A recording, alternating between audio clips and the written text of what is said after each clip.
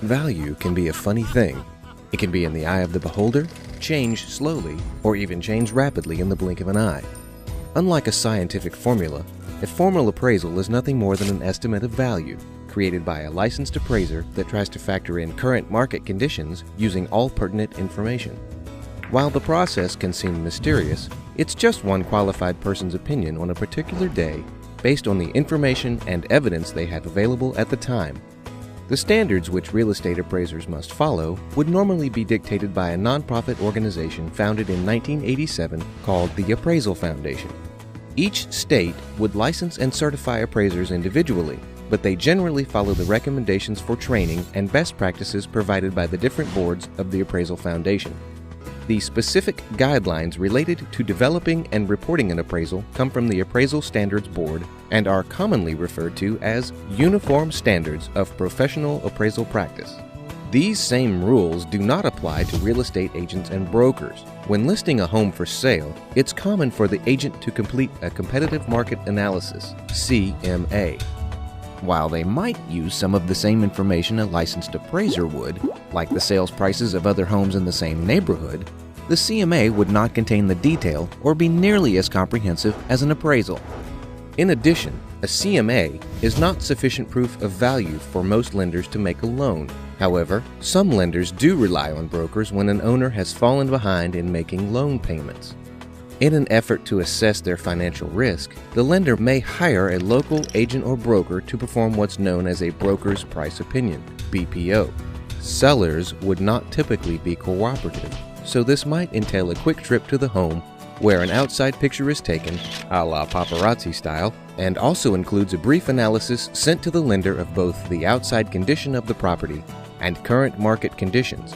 This helps the lender estimate what money could be recouped if the property ultimately lands in a foreclosure proceeding.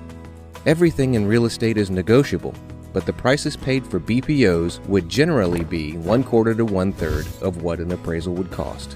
How would an appraiser estimate value? There are two types of information that need to be gathered. General data, which is just general information about the neighborhood or the city, such as what's happening in the area in terms of the overall market and job stability. Specific information would encompass the details about the property being valued, such as square footage, bedrooms, baths, and amenities, in addition to facts about similar properties that had recently been sold. Gathering data is actually the third major step in the appraisal process behind identifying, defining the situation, and listing the data needed. The fourth step is to determine the highest and best use of the property.